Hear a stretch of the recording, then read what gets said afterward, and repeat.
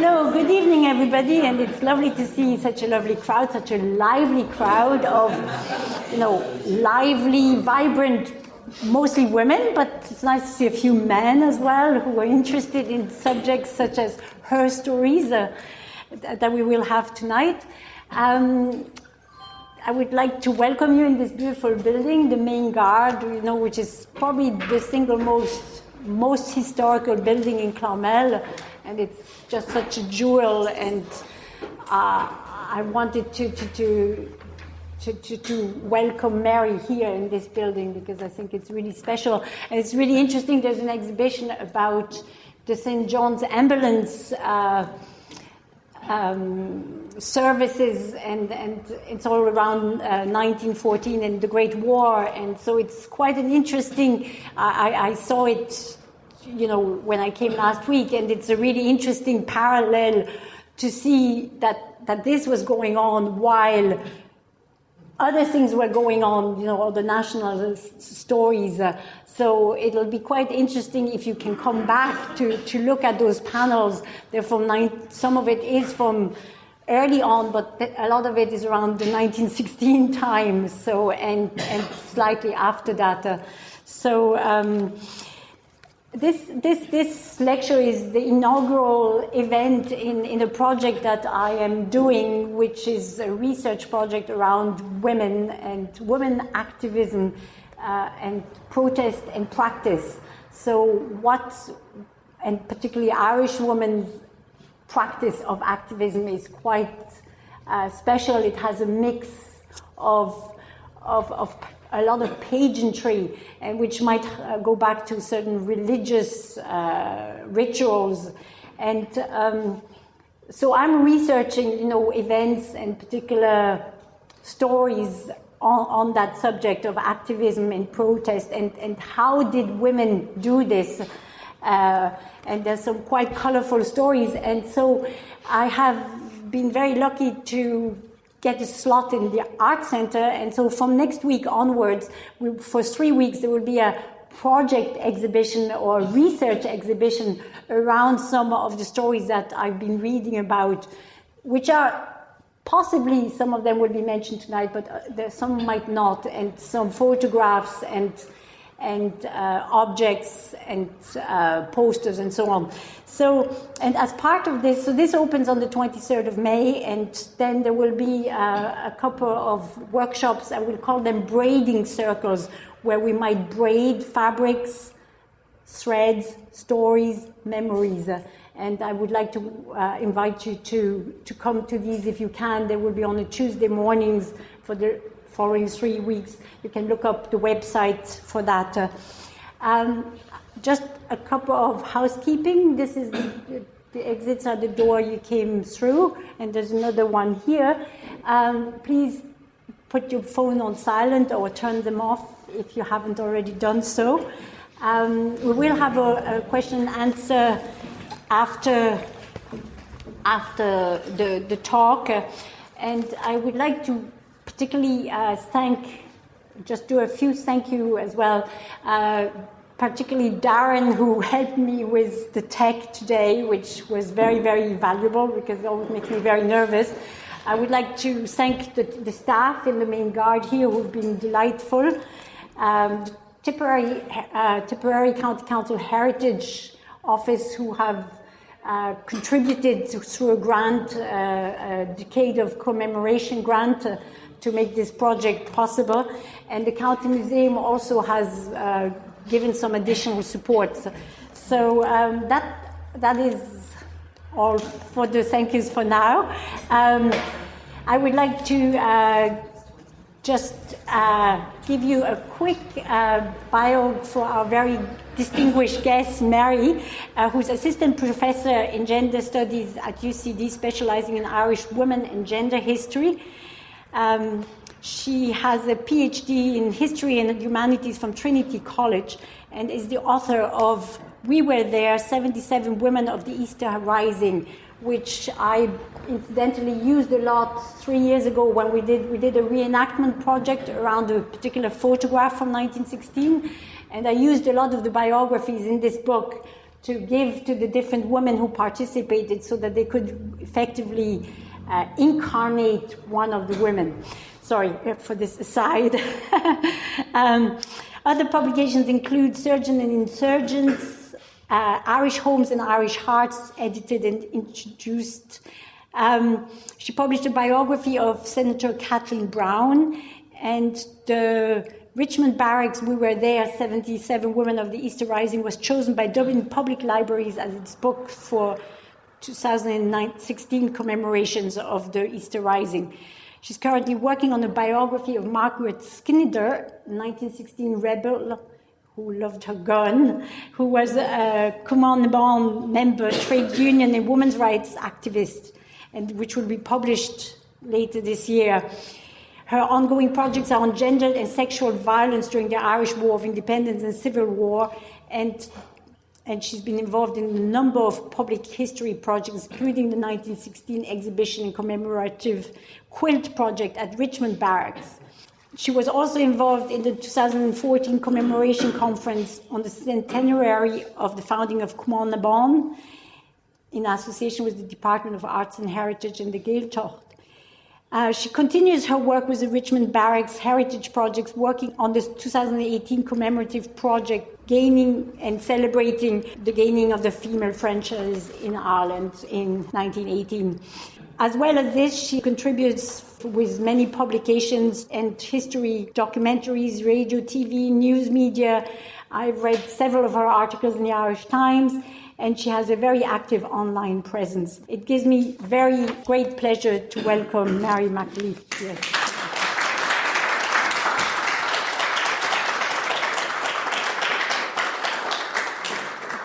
Problem with being a shorty. Well, I'll stand over here so you can see me, and I think I can project. Can you all hear me, yeah? Yes. Okay, and it's lovely to be here in Clonmel on a beautiful May evening, to get out of the city, and also to meet people who I know from online, and to receive this book done by the local History of Care, A Light on the History of Care Women, published by the local history group. It was presented to me this evening, so it's always great to get things like that, and thank you very much. What I want to talk about is my ongoing interest and research in, as we move through this decade of centenaries, of the revolutionary women. And since the conference in 2014 that I organised, I was then the president of the Women's History Association of Ireland, and the government and the commemorative committee seemed to be doing nothing much about this was the centenary of the founding of Amon. So we approached them and said, give us some money, which they did, and we'll do it. And we did a 3-day event. The president, Michael D. Higgins, thank goodness he's still president for the rest of the decade of centenaries, came to Glasnevin, where we did a wreath laying at Elizabeth OFarrell's grave.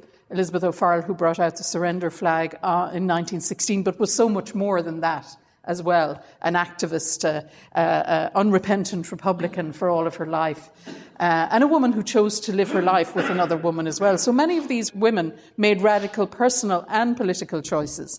And then we had, the next day, we had a reenactment from New Productions, who do site-specific theatrical productions of the first meeting of Amon, which was very affecting. At one stage, one of the women who was dressed as a Amon woman pressed what seemed to be a little piece of skull into my hand and said, "Would you kill for Ireland?" And I thought, I don't know whether I would or not.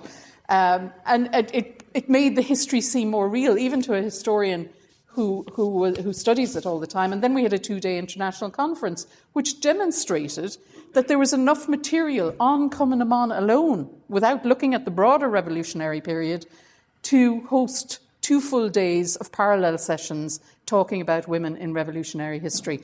And many of my colleagues have credited that commemorative 3 days of kick-starting this interest in revolutionary women that has only grown more and more since. 2016, I think the women really were the starring people in terms of the commemoration. And it has continued. The interest has not died. And I think in many ways it's because these are new stories. They were there all along, but we never heard them. And that's what I want to do today, is to talk about some of the new stories that are now being told of this period, of the period of 1919 to the end of the War of Independence, and maybe touching on the Civil War as well, because I think that is going to be a difficult one that we need to commemorate, particularly in places like where I'm from, in Kerry, where it was very, very vicious. But we will deal with it, and we have, as I said, a guiding hand in a president who understands, because of the divisions in his own family, what happened during the Civil War. But what I want to talk to you today is about histories, memories, legacies. So it's kind of a broad scoping conversation about Cumann na mBan, about the revolutionary women. And I shall start just giving a little bit of context. In September 1918, as Cumann na mBan held its annual convention in Dublin, a note of thanks was expressed to the many women around the country who worked tirelessly to organise and establish new branches. And this was in the post-Rising period. Among the many women expressly thanked was a Miss O'Riordan in Cahersiveen and a Miss Hurley in Tralee in County Kerry for their valuable work in organising in their own neighbourhood. But this wasn't an unusual note of thanks, and it is indicative of the work that local branches were putting into organising and expanding.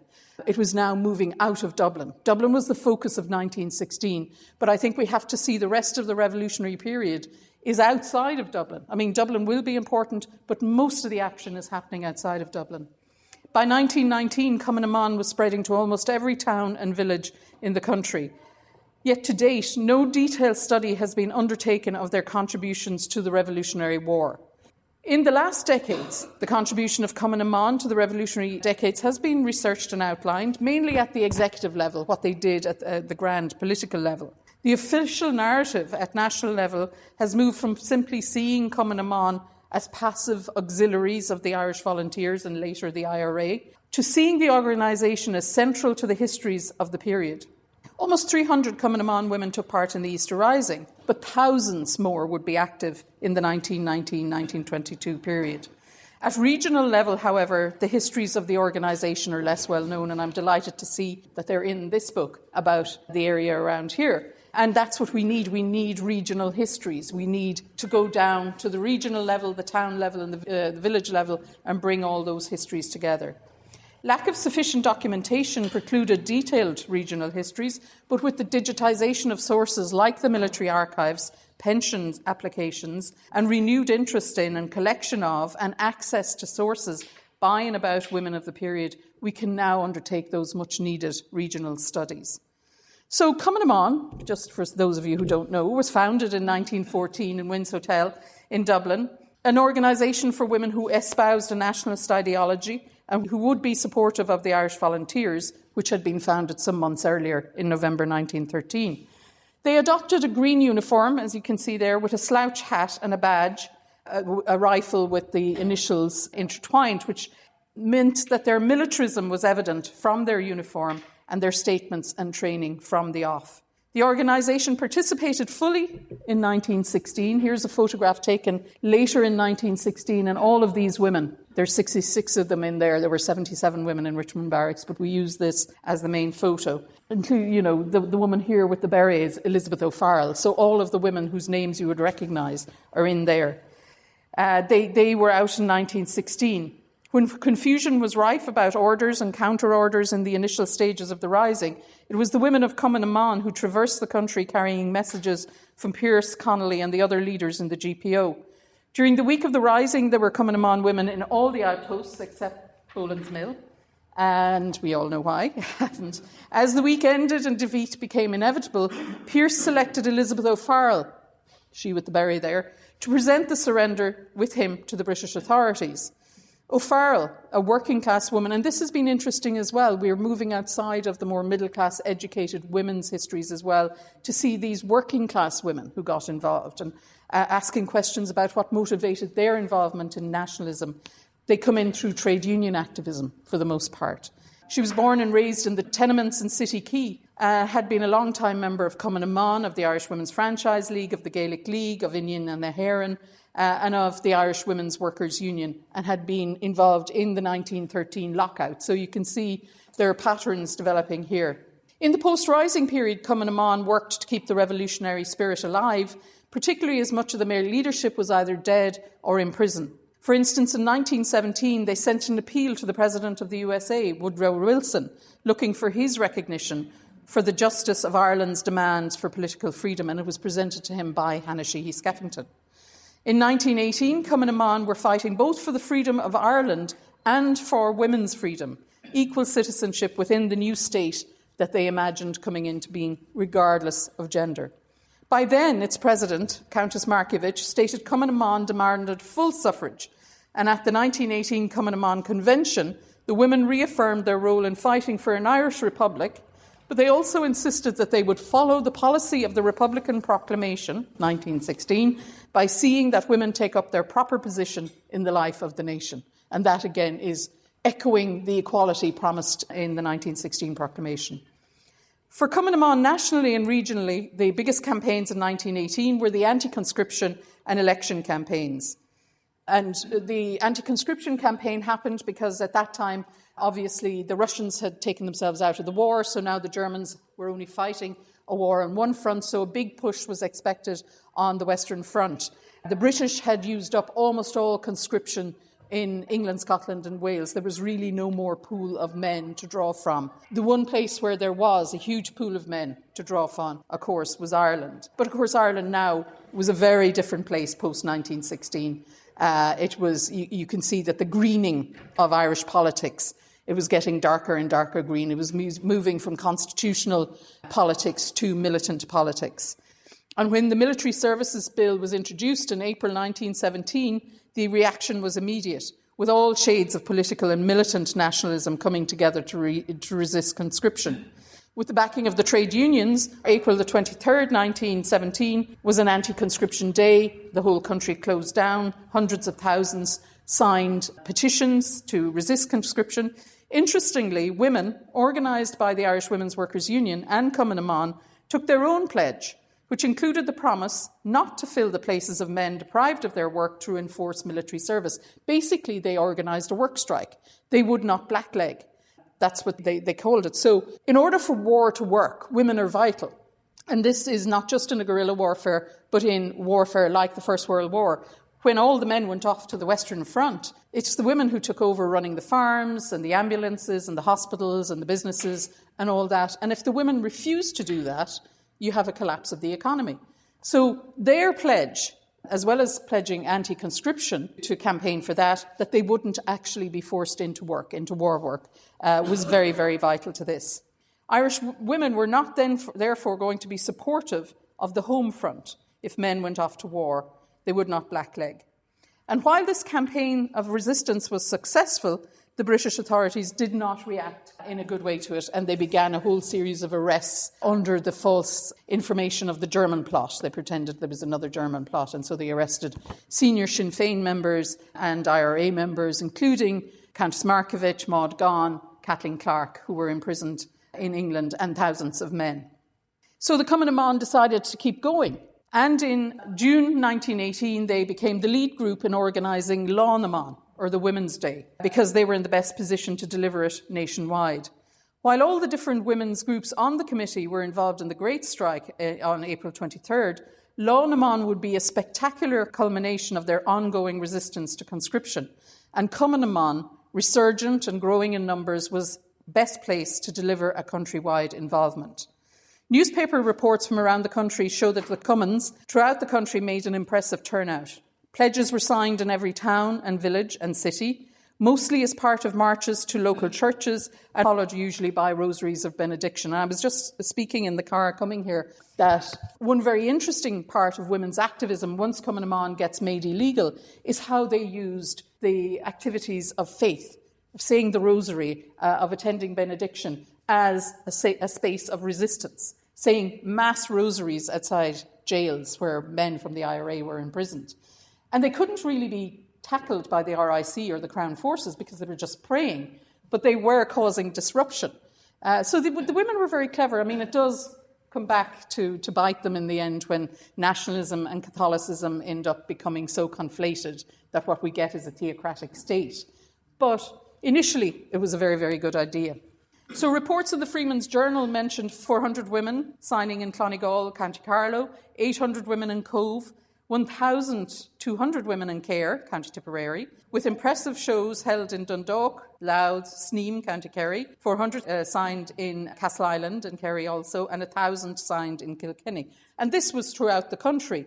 Hundreds, thousands of women signing. In all, over 40,000 women signed the pledge in Dublin alone. And these are newspaper reports that came in from around the country.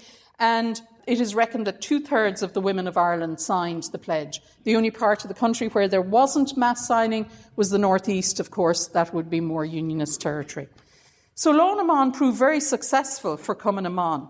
What it did was demonstrate the reach and organisational ability of the organisation and its ability to organise mass, civil, peaceful disobedience on a countrywide level. And what was really impressive was its organisational ability, and that will come in to focus as the war begins. The pledge not to take men's jobs if conscription happened was a very demonstration of opposition to conscription and the war, and a warning to the British government that the economy could be crippled by the women of Ireland if it went ahead of its plans. As noted by historian Sanya Peseta, Women's Day signified that women's protest had become a fact of Irish political life by 1918. It also signified that the resurgent Cumann Amon was now the biggest, most influential women's organisation in the country. And for Cumann Amon, the momentous success of Women's Day was an enormous propaganda coup. And if you read the military pension files, you can see a lot of young girls are joining in 1917 because they saw Cumann Amon active in their local area. And that's when they say they were encouraged to join by seeing women marching in their uniforms. I mean, they must have looked fantastic. The very public demonstrations of their ability to organise nationwide mass civil disobedience brought new members in and gave it the knowledge and experience in mass organising which it used in delivering the female vote for Sinn Féin in the December 1918 election. Of course, women get the right to vote in 1918. Now, it's a limited right. It's women over the age of 30 with certain property qualifications, although research has shown that there was a lot of personating, and a lot of women under the age of 30 did actually vote. I have a very, I haven't it here, but there's a young woman in a small village in County Louth whose reporting of the day is quite prosaic. She said, you know, we set up in the hall, we made the ham sandwiches and we made the tea, and then we changed clothes several times and went and voted. She was 18. So, as you know, they just did it. However, much to the disappointment of Cumann Amon and the suffrage women and the Irish Women's Franchise League, only 2 women were selected to run in 1918. That was Countess Markievicz in the St. Patrick's Division in Dublin. Of course, she's in jail at this time. And Winifred Carney, who had been in the GPO with Connolly, she was a colleague of Connolly's, ran in Loyalist East Belfast, which she was never going to win. And she ran as a socialist rather than a Republican. Despite their disappointment that more women candidates were not selected, of course, Cumann Amon threw their energies in getting Sinn Féin candidates selected, men and women, and most especially in St. Patrick's Division in Dublin, getting their president, Countess Markievicz, elected. Well organised and well able to produce election materials, propaganda, and in mobilising activists countrywide, Cumann Amon directed successfully the majority of the female vote towards Sinn Féin. And on the day of the election, they worked in villages and towns, getting the vote out, acting as polling agents, escorting women to polling stations, showing them how to vote, because this is the first time they're voting, and feeding large numbers throughout the day. In the end, Sinn Féin won 73 out of the 105 seats, obliterating the Irish Party and becoming the largest representative party in Ireland, and of course, having Countess Markievicz elected as the first woman MP. She doesn't take her seat, and then she becomes the first woman TD in the new Dáil in 1919. All of these activities saw young women joining Cumann Amon in large numbers throughout the country. While in larger towns and their outlying areas had branches prior to 1916, and a town like this would have had a branch earlier than 1918, the organisation now spread countrywide. The evidence from the military archives indicates a substantial increases in numbers, with many applicants for pensions stating they joined in either 1917 or 1918. In particular, anti-conscription campaigns and the work of organisers, they had professional organisers who went around the country, like Alice Cashel here. She worked mainly in the Midlands. Mrs. Cant, who was a widow of 1916, Anya O'Rahilly, the sister of the O'Rahilly, and her niece Sheila Humphreys, who will become very important during the War of Independence, helped organise branches throughout the country, and they also visited and made speeches all around the country. So the 1918 convention was delighted to hear of the expansion of the organisation, rising from 100 branches in 1917 to 600 branches by September 1918. The credit for the expansion was the general spread of republicanism countrywide, the work of travelling Cumann Mon organisers, anti-conscription campaigns, and the 1918 election. Combined with the influence felt locally of such events like the death of Roger Casement, which had a huge impact countrywide, the commemoration of the death of Roger Casement, and the death and funeral of hunger striker Thomas Ashe, who died after being force-fed in Mountjoy Jail, and Cumann Mon organised a funeral. They were well positioned, therefore, by 1919 to be integral to the events of the coming war. So, what happens then? By 1918, Cumann Mon had said they were following the Republican Proclamation. They were to fundraise to arm and equip a body of men and women, which is interesting, because in 1914 they were only fundraising to arm a body of men. They have now, 4 years later, become much more feminist in their intent. And to develop military activities in conjunction with the Irish Volunteers. This, as Margaret Ward notes, clearly revealed a desire on the part of Cumann Mon to become the military equals of the Volunteers, to be allies rather than auxiliaries. Despite this more feminist stance on equality, however, the reality was that on the ground, Cumann Mon locally often looked to the local IRA commandants for military leadership, but they worked with them in tangent. In the 1919 Laur Namon, it was suggested that the captain of the local branch of Cumann Mon keep in touch with the volunteer battalion, get his help in organising signalling and other classes, and put herself under his orders in military operations. So they see themselves as part of a military operation. They're a branch of the military service locally. And this close relationship between the local volunteers and Cumann Mon continued on with all Cumann Mon branches and the IRA once the War of Independence began. Of course, the first shots of the War of Independence were fired here in Tipperary at Salaheadbeg, and that commemoration happened in January, when two RIC constables escorting a group of workers carrying explosives from the local quarry were ambushed and killed by local volunteers. Coincidentally, on that day, 21st of January 1919, was also the first meeting of the First Dáil in the Mansion House in Dublin. How we read the participation now of women in War of Independence is changing with the opening up of the new archives. It is important to re-look at all aspects of women's contribution of and experience of war. While first aid, signalling and dispatch carrying were the usual work, according to traditional narratives, there is evidence that the work they carried out, even as early as 1919, contributed to the military side of the war. And what I want to do is have a closer look at Salaheadbeg. And I think this is what we have to do as we move through the War of Independence. When we think of, recently a blog on the military pension site has shown we can do a gendered inclusive reading of ambushes like Salaheadbeg, and I would say we can do them from almost every ambush that happened during the War of Independence, every event and every activity.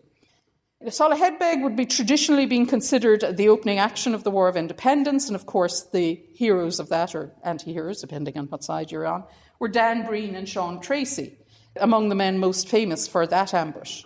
But using the military archives, we can see there was a full Cumann Mon involvement in the ambush. When do you ever hear of that? Except locally. People might pass it down in oral history, but it doesn't make it into the national narratives. From the archives, we now know that the 3rd Brigade had 8 IRA men in position for the ambush, 2 volunteers on bicycles, and a number of Cumann Mon women on duty during that day. For example, Katie Coffey of the Dunohill Company of Cumann Mon said in her pension application that she provided intelligence in the run-up to the ambush and did scout work 500 yards from the scene of the shooting. Intelligence is a very important part of what the Cumann Mon women do, and I'll return to that. Lena Burke-Crowe of the Salaheadbeg branch of Cumann Mon claims she did similar service on the day of the ambush, and Marianne Tobin of Care took in at least 3 IRA men after the ambush and helped find them safe houses. Indeed, Dan Breen wrote in a letter later on that Tobin was our most trusted person in Tipperary. Sean Tracy, Sean Hogan and myself went to her home after the Solihead Beg incident, and it was Mrs. Tobin who made contact for us and houses for us for several days when the area was very hot. They were being searched for. Mrs. Tobin was well known to Ernie O'Malley, Dennis Lacey, Seamus Robinson, and her pet was Sean Tracy, he said. So this was typical of the service, of an invaluable and dangerous service, because these women were providing illegal service that Cumann women provided throughout the country during the War of Independence. Much of what Cumann did was what is expected of an auxiliary force, but was also indispensable. The women provided service in a number of important areas, running safe houses, caring for IRA men on the run, nursing injured volunteers, many of whom might have died had they not gotten the care, because they couldn't be taken to hospitals. They would be arrested there. Providing lines of communications for the IRA, carrying dispatches and taking care of arms dumps. And they use their femininity in ways that is very interesting.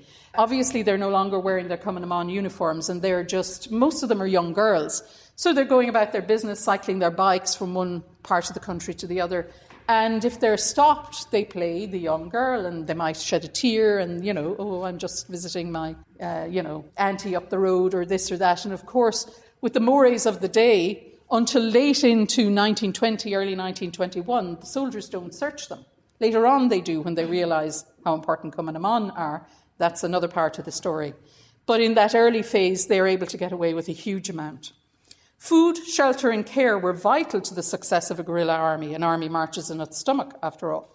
And a woman's role in the provision of these is often dismissed as within their domestic duties. However, these roles were, as Dan Breen later wrote, indispensable to the army.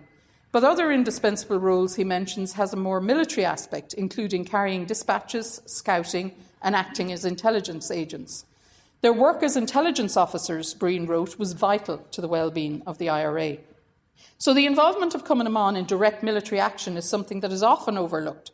Yet without them, the guerrilla warfare engaged in by the IRA could not have been successfully carried out, I would argue. For instance, acquiring, delivering and caring for arms and ammunition was of extreme importance to the IRA. They couldn't carry it themselves. It had to be kept in arms dumps. And then when the ambush was planned, after the intelligence work, the Cumann women, and the Fianna boys and girls also actually provided, the arms had to be delivered to the men at the site of the ambush. And we're talking about guns, but also bombs primed to go off, roadside bombs. So one of these women is May O'Donoghue. She's in the centre there at the back. May O'Donoghue, or May Heron of Ballydonoghue in North County Kerry, was very active in the North Kerry Flying Column. And to give you an example, in May 1920, she shifted a rifle in 2 boxes from Listowel and 2 bags containing 6 bombs, 6 revolvers and ammunition off the train at Kilmorna Station, which was at the time surrounded by over 40 British soldiers. So she secreted them out. So you can see how well they used their position as women and the idea that women couldn't possibly be combatants. They worked that, and they worked that very effectively. Intelligence work, scouting and delivering arms and ammunition to sites of ambushes were also important aspects of the military side of the work. Women who lived near RIC stations and barracks where the Black and Tans and the auxiliaries were housed were a vital link in the intelligence chain.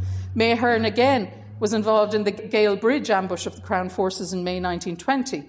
She provided intelligence, did scouting work prior to the ambush, took charge of a revolver, ammunition and handcuffs that were taken in the ambush, and she also provided a rifle and ammunition which were subsequently used in further attacks. Sometimes the women in Cumann carried out their duties under conditions of extreme danger.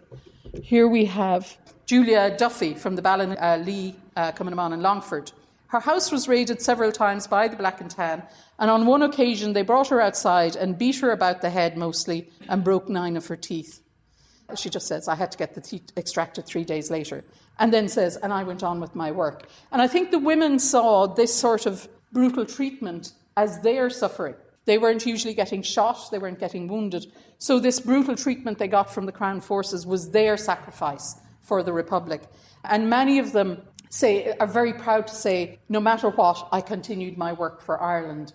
And in many ways, they project their suffering onto their mothers or their sisters or some other female relative. Their mother's nerves were gone or their sister's nerves were gone. And there's a projection of maybe what they were suffering themselves but were keeping in onto other people. Julia and her mother and sister were burnt out in December 1920. This is after getting the 9 teeth bashed out. She was unsurprised, as she had said herself, they knew her not to be so silly, not to know one so prominent, and they would have known her brother was an adjutant in the local IRA. Another woman, Bridget ODonnell in Ballylanders in County Limerick, whose house was known as a safe house used by the IRA, and she kept men in an arms dump in that house. And it's no surprise that after the attack on Kilmallock Barracks, where she was actively involved in scouting, her home was bombed by the Black and Tans at about 2:30 in the morning. All the shop windows and the goods in the windows were shattered, and 2 weeks later they came back and finished it by burning the house down. Again, like Julia Duffy, this did not prevent O'Donnell from continuing her work for the IRA. She moved to Knocklong for the following 2 years and continued transporting arms, helping men on the run, helping with coordination and scouting for ambushes. Similarly, Margaret Brennan of the Malik branch in Limerick, whose activities brought her to the attention of the authorities, had her comfortable home destroyed by the Crown forces by being put on fire. She was, she wrote, compelled to stand mental torture of seeing her delicate mother disturbed by the brutal raids in her home. And again, you can see that projection of what they're feeling onto somebody else.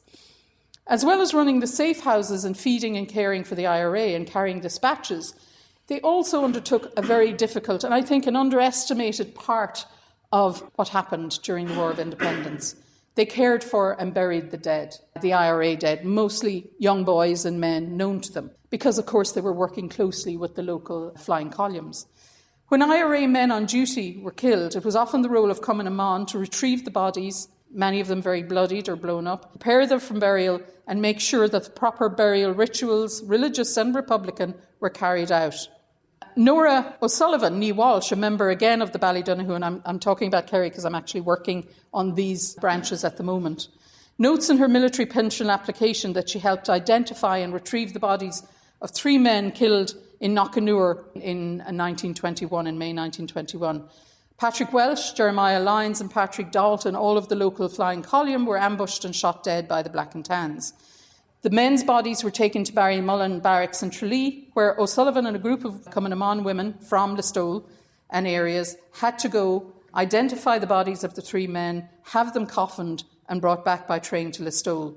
In this job, she wrote, I was subject to brutal treatment from drunken Tans and military. They were badly beaten up because there was almost a riot happening in Listowel when the train arrived back with the 3 coffins. And then the local IRA from the outlying areas took the 3 men to their various villages, and that's where this happened. And I found this recently. This is the burial of Jeremiah Lyons, and you can see they're not very good images, but they're all Cumann women burying the men. And that's my great-grandmother. I'd never seen that before. She was a senior member of Cumann in North Kerry. So here they are burying one of those. He was 19 years old. He was a medical student and was shot dead. So you can see that the trauma that the Cumann women went through during this period was often hidden and unspeakable in some ways because they felt they couldn't talk about it. Their training was to be silent because they were doing intelligence work. In this period as well, active Cumann members began to experience the worst of the raids and reprisals when masked raiders would come to threaten and bully and burn them out of their homes. Descriptions in sources such as the Military Pensions Files and the Bureau of Military History and other archival materials detail the escalation and intensity of violence perpetrated on women in their domestic space. And my argument is that the domestic space becomes the battlefront from about mid-1920 onwards, until the end of the war, indeed until the end of the Civil War. Attacks on homes affected women militants more than men, and many of the Cumann women who later applied for military pensions detailed raids and burnings at their homes. The interim report of the American Commission on the Conditions in Ireland also details some of the violence visited on women during these raids. Women had the privacy of their bedrooms, quote, invaded in the dead of night and their hair cut off. Such was the terror of the population that it was reported, in quote, in some places those who were not on the run, the infirm and aged, the women and children, would appear to feel safer in the fields than in their homes at night. As Lil Conlon, a member of Cork Cumann, wrote in her memoirs, in late 1920 and into 1921, when the British authorities began to recognise the importance of Cumann, Attention, she said, was focused on the women very much at this time by the authorities. They were in receipt of information from their intelligence division owing to raids and captures of documents, and they fully realised that women were playing a major part in the campaign. She says the going was tough on the female sex. They were unable to go on the run, like the men, so were constantly subjected to having their homes raided and their precious possessions destroyed. To intensify the reign of terror, swoops were made at night, entries forced into homes, and the women's hair cut off in brutal fashion, as well as suffering other indignities and insults. And it's that space that I'm investigating in my new project. What were the other indignities and insults that they suffered? And more, it's sexual violence that they are suffering during this period. It was during this period that they began to experience the worst of the raids and reprisals. As Louise Ryan notes, and this is a British pathe from the time, this is a young woman, May Connolly, who's had her hair cut off, so this is what it looked like. She notes, women within the home front took grave risks, providing shelter for IRA men on the run, and which was for women a demanding and risk-filled task. There must be, as Justin Stover writes, acknowledgement it was the women who bore the brunt of the raids and the interrogations. And he suggests that some of the most vital contributions to the independence movement took place away from the ambush site. However, these incidences, as reported by the women of Amon, came as no shock to them. They were working for a cause, and the dangers of that work included coming to the attention of the Crown forces. In most cases, women stoically continued to work for the Republican cause until the truce, and many indeed continued on as anti-treatyites into the Civil War. Their seeming stoicism and emotional and psychological recovery from violence is in stark contrast to the experience of women not associated with Amon or actively involved in the war. And I'm not going to talk about them tonight, but part of the project has brought to attention the fact that the IRA also led attacks on women who were accused of keeping company and shaved off their heads. So you have basically two armed bodies of men often fighting each other through the bodies of women. And that's going to be another part of what will come out over. I'm not the only one working on this, and it's becoming more and more evident that the Irish War of Independence was not unusual or exceptional in its treatment of women by both sides in this period. So the activities of Amon were integral to the independence movement. In their more domestic roles as nurturers and carers, and in their role as militants, they provided a service without which the campaign conducted by the IRA could not have succeeded to the extent that it did. And I mean, in many ways, they fought the Crown forces to a standstill. I mean, neither won the battle, but neither could actually win the battle. And without the women's help, the IRA could not have carried it that far. Their ability to move freely as women meant that their roles as scouts, intelligence gatherers, message carriers, and their expertise in securing, secreting, and transporting arms and ammunition was vital. This was acknowledged in a letter in 1921 when several IRA commanders said that there is no question of the girls only helping. In dispatch carrying, scouting, and intelligence works, all of which were highly dangerous, they did far more than many soldiers. The fact that they did not go on the run meant they experienced the full brutality of reprisals carried out by the Crown forces on homes and communities. Both their contributions and their sufferings have been ignored or overlooked in national and regional studies. As Mary Coleman notes, in the Fighting Stories series produced by the Kerrymen in the 1940s, and they did it for areas all around the country, Kerry's Fighting Story, Cork's Fighting Story, Tipperary's Fighting Story, the role of Amon branches was relegated to a couple of pages at the end. The brave girls, basically, is how they were talked about. Where women were remembered in the traditional histories of the revolutionary period, it was as loyal and courageous Amon girls who cared for and looked after the men who fought for Ireland. The women weren't fighting for Ireland. With the opening of the new archives, and especially with the digital access to archives, we're all delving deeply and producing more nuanced analyses of the roles and contributions of women. About 300 took part in the Rising, but we now know that there are thousands and thousands took part in the War of Independence. They served as nurses and first aid assistants, yes, but they were also couriers, message carriers, intelligence gatherers, gunwomen, snipers, military leaders themselves, in roles understood by most historians as integral and vital to the history. However, the intractable nurse narrative, the carer narrative, which is important, but it's not the only one, the idea of women as guardians of the patriot flame while men went out to fight, and the forgotten women stories proved difficult to shift from public consciousness. These narratives are embedded in that consciousness soon after the Rising, and indeed were developed and are circulated by activist women themselves because they constructed the idea of the patriot man. And again, it comes back on them. Later, male writers, historians and commentators usefully positioned women within a framework acceptable to the new Irish Free State, which was masculinist and conservative and Catholic Ireland.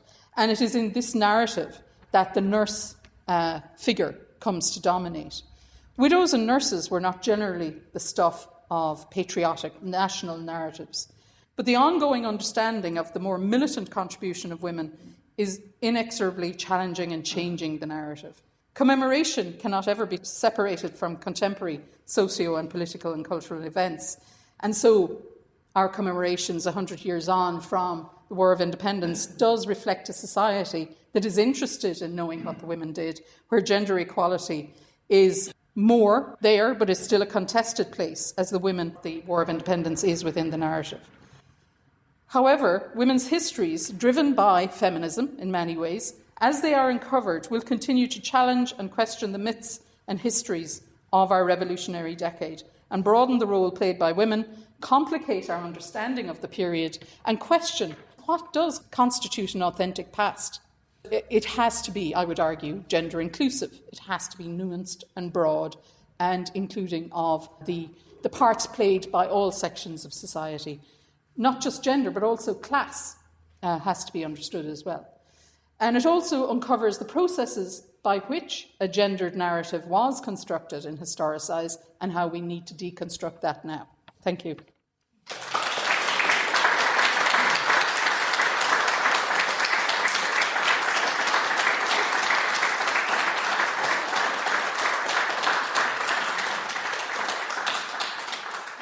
So I hope you didn't all fall asleep in the heat in here. Any questions? Yeah. Just the women were disgracefully treated by the military pensions board. Oh yes, absolutely. I can't disagree with you there. On Monday we were marking the rescue of Sean Logan. Yeah. And there's a lady called Mabel Logan who was absolutely critical to that whole operation. Yeah. That was 1919. Yeah. And in the 1940s, she got a grade A. She was still battling. She was, yeah. To get her just deserts in terms of pension. And most of the women got grade E because there was A, B, C, D, and E. Obviously, grade A would have been the leaders. They got grade E, and one or a few got grade D. Yeah. But even Margaret Skinner, like for example, who actually was a militant during 1916 and was wounded. First of all, she was refused in 1924 because the government said a soldier had to be understood in the masculine sense. And then when she got it, subsequently, she got grade E because women's contribution was not seen as militant. It was seen again as auxiliary, as the nurturer and the carer. And that was it. Huge testimonials from absolutely. And most of the women were disgusted at that treatment. I think an awful lot of women were disappointed. That's why so many of them were anti-treaty. But they also were disappointed with the state that did come into being and its treatment of women subsequently. That's a whole other lecture. Well, yes, that's true. Yeah. As so many of them did. Yeah. Anybody else? Yeah. In the sources, is there any evidence that the women themselves wanted to be in that Dáil, or that they? Oh, yeah. Like, for example, in 1918, there is a whole list of women that were put out by the Irish Women's Franchise League, by the Irish Women's Workers' Union, indeed by the unionist women. From all sections of society, there were women who it was proposed could run. The senior women who had been involved in politics, feminist activism, in all sorts of cultural nationalism, in unionist politics for decades beforehand. There was at least 20 women that could have run, but no, there weren't. Now, in the second election, there were 6 women elected. But those 6 women, which was Markovich, I can't, will I be able to name all 6 now? Kathleen Clark. No. Kate, the Lord Mayor of Limerick's widow. O'Callaghan. and a few others, they were all anti-treaty. And I think with the women becoming anti-treaty, because it seemed like we were going on a trajectory where women would be elected to the Dáil, when the women were all anti-treaty, from then on you have no more than one or two women in the Dáil who are pro-treaty, obviously, and following party lines. They don't vote on feminist lines. They follow the party line.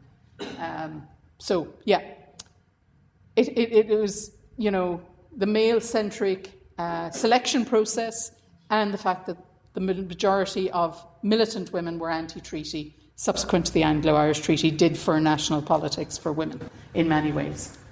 Did they carry arms? They did, sure, they were delivering them back and forth. And did they use them? Yeah, some of them did. Some of them did. No, mostly the women didn't participate in the actual ambushes themselves. They carried. But they did carry them, and not only did they carry them, but they often were the ones who cleaned them, made them ready for the next thing. You know, they knew how to use arms, and they prepared the bombs, and they cycled them in their baskets and things like that.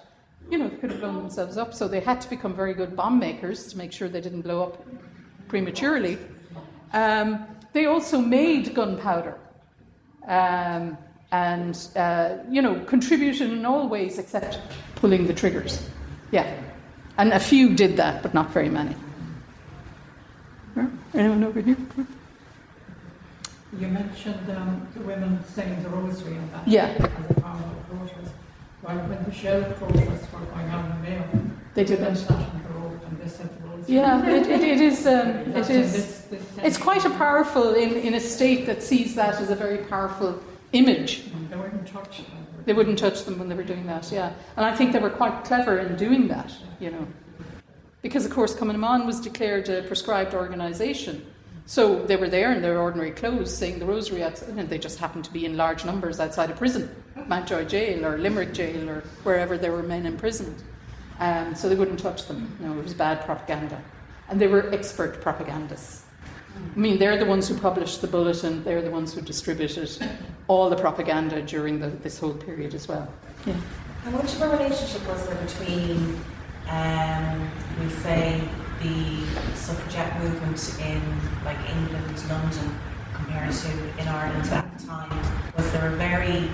Was it like an exchange of ideas, or was it quite segregated, taking into account how the politics was? Well, prior to 1940, did the feminism transcend that, or was it? In some, depending on the type of feminism, the mainstream feminism in England, WSPU, the Pankhurst, they, when war broke out in 1914, suspended all campaigns.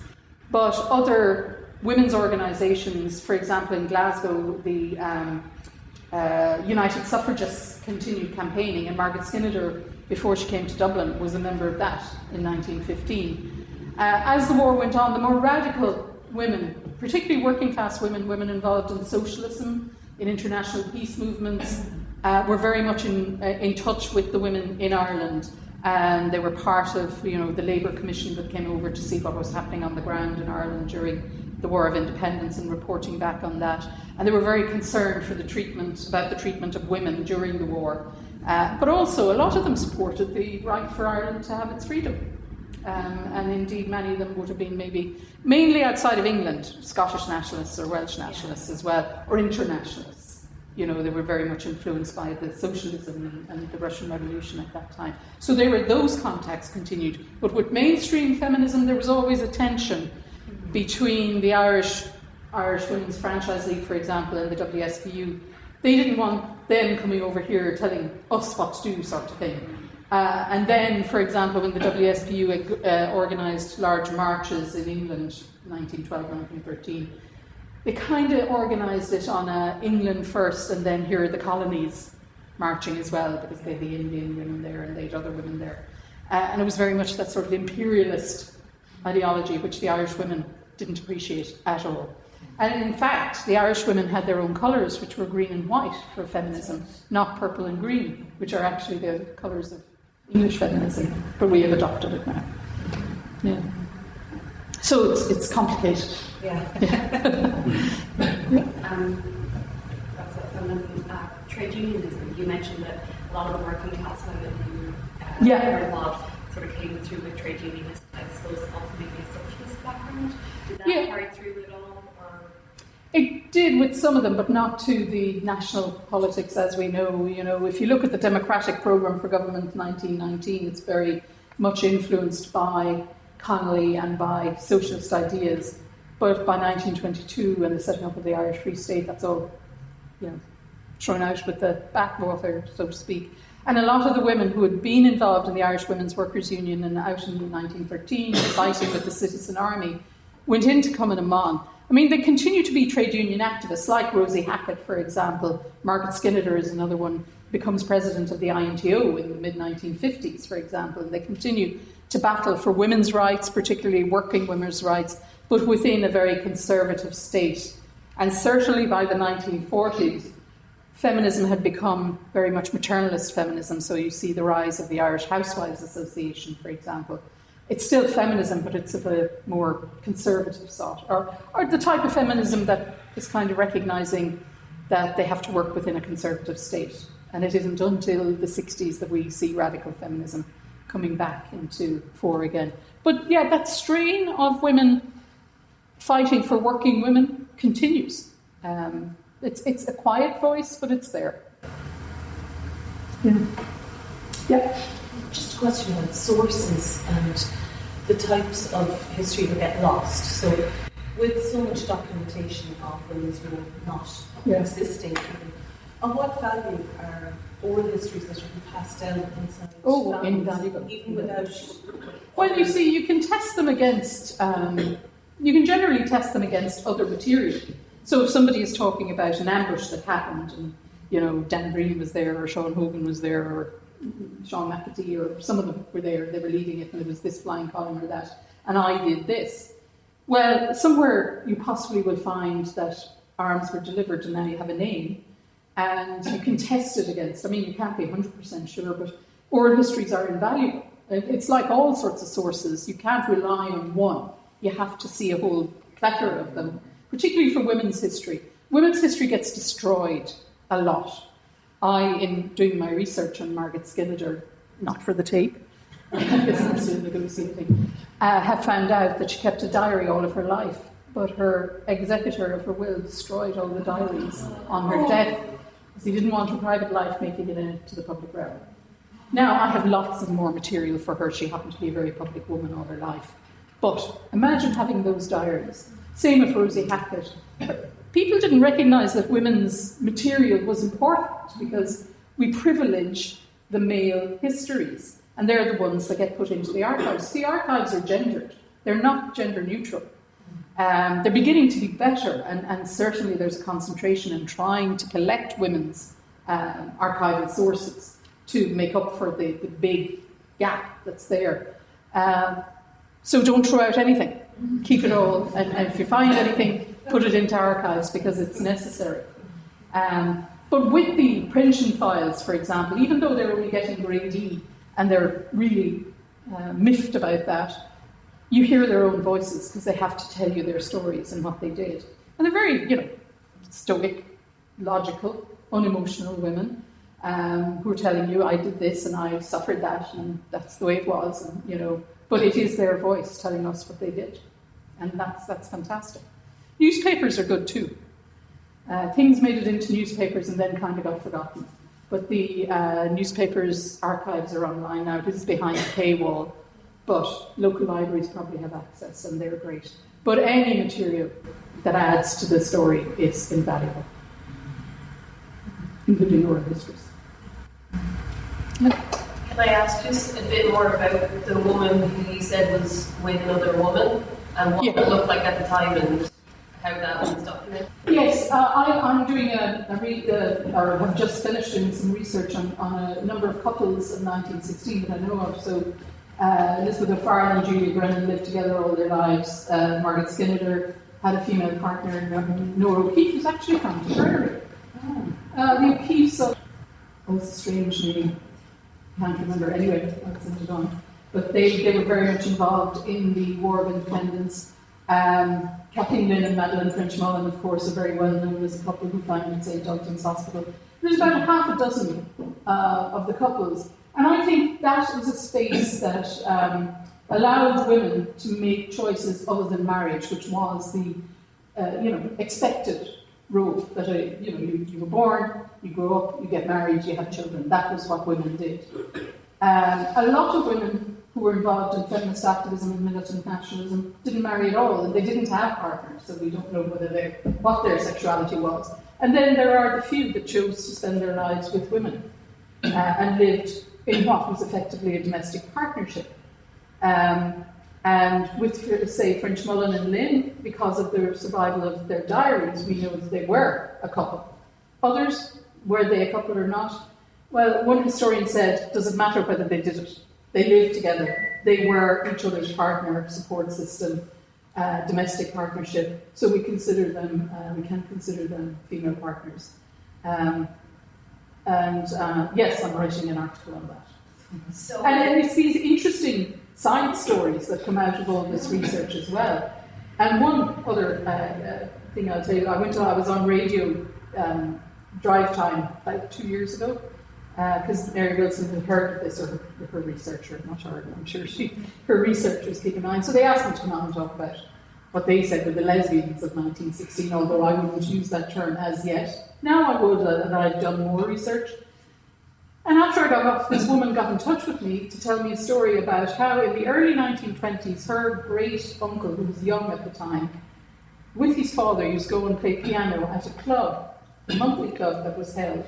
And he was told to not talk to anyone and don't look at anyone, just play the piano. And he passed it down through the family that it was all women couples. And so obviously they had a space that doesn't make it into the books, the history books or the newspapers.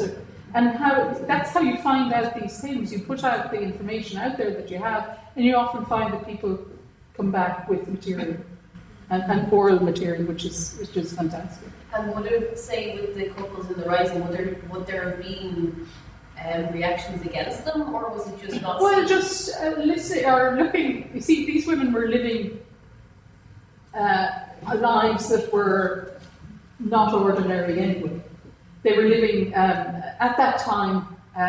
People lived what we call homosocial lives. Men mostly hung out with men, and women mostly were in women's society. When you were involved in political activism as a woman, you were mostly with other women. So, for example, in some like Hannah Sheehy Skeffington or Sir Seska Trench, who left writings, they just kind of mention in passing these couples, and they talk about them as couples. So obviously they had their network of friends and companions. But for broader society, I would say, and history shows that they were just regarded as two women who were company for each other, who just hadn't managed to capture themselves a man. So they were living together and paying the bills, and it was expected that women would live with another woman before they got married. And if they didn't get married, weren't they company for one another, sort of thing. That's the way it went. It was, you passed in plain sight. And that continued right down until lesbian and gay rights started again in the 70s and 80s in Ireland. Yeah. I mean, the oral histories of LGBT talk about that passing, and it was easier for women. So the passing in plain sight is very significant in all aspects, it seems. Oh, yeah. Yeah. Hidden in plain sight. Yeah. But I mean, the interesting thing with Kathleen Lynn and Madeleine French Mullen is that they were actually buried together, weren't they? Oh, they were buried together, yeah. So, and everybody knew, but there wasn't a language about it. Like, I saw a documentary about Kathleen Lynn and Madeleine French Mullen, and they interviewed one of the nurses who'd worked in 1918-19 with them. She was 100 and something at that stage. She'd come from, I think, the Iron Islands and worked with them in St. Dalton's. And she just said, well, sure, you never saw one without the other. They were always together, and they were very close and holding hands, and they love each other. And, that was it. And there was no comment or anything. That was the way it was, and it was accepted. And I think mostly people were just fine. I think there was more, because homosexuality was criminalised, there was more tension around the men rather than the women. And women's sexuality was seen as non-threatening anyway, in some ways, unless you were a prostitute or an unmarried mother. and then it was threatening. So was it not criminalised for women to be women? No, because it was not. It wasn't even regarded as. No, it was never criminalised. Yeah. So there, radical women in all sorts of ways. And I don't know. Do you want to? So 100 years later, the tolerance was finally brought into the open. And Yes. For marriage equality. Yeah, absolutely. I was wondering about, because I heard you on the radio recently talking about the violence against women, and I thought, is there any way of finding out about the women? One woman we covered, Alice Butler, there were men constantly coming to the house. I mean, because it was a safe house. That must have been really frightening, that you didn't know who was going to appear. Or... Yeah. There are some stories of sexual assaults. Like, you have to remember, these are young guys. They're out on the run. They're coming in. There might be a young girl. Maybe they're attracted to each other. So there are some stories of pregnancies occurring, and it's consensual, obviously, relationship, and hurried marriages being made, shotgun marriages. Also, there's wonderful stories. The thing is, it was very radical of these women at the time as well to make their choice of who they would marry, because, of course, matches were the norm at the time, particularly in rural areas where a match between the same class and the same acreage of land and things like that. So for IRA men and coming among women, they did fall in love. Like, these were all young men and women. It was a very exciting time. It was wartime. They never knew whether they were going to be alive the next week.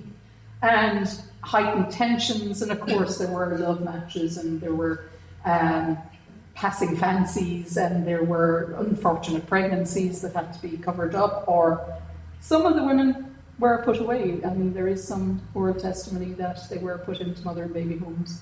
It'd be interesting to see, was there a spike at that time in the numbers going in, or Magdalene laundries? And then there were some rapes. Yeah, there were definitely. Outside of using rape as a weapon of war, but this just happened in that. Yeah. And it was wartime. This is what I think we are trying to do, particularly women's historians, is to see what happened during the War of Independence and Civil War in Ireland as not exceptional. It was a war situation, and horrible things happen in war. And horrible things happen in peacetime society, and often it's then amplified in wartime society, because the rule of law is suspended. Like, the RIC had withdrawn to their barracks, and then by mid-1920, most of them had left the more isolated barracks. So the only law really was the IRA, and they were sort of making it up as they went along. And you did have Republican courts and things like that, but it was a time of unrest and war and violence, and it's not that Ireland had a nice, clean war. We didn't. Well, we'll have to have you back to tell us more about, in a couple of years' time, to tell us more about the next episode, I suppose, because there's lots more to be found out and for us. It'll be years and years before all that's uncovered. Yeah. So. Thank you so much for coming. And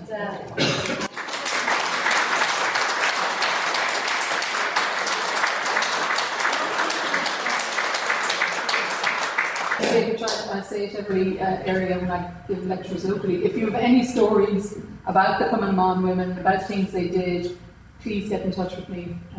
You have my contact details. I'm always looking for local histories and stories, because I want to build up an archive. And if you want to re-listen to this talk, we have it recorded, so we will be putting it up on the Art Centre website, and this is kind of facilitated by the Art Centre. And thank you again for the help and support of the Art Centre in this. And thank you so much for coming.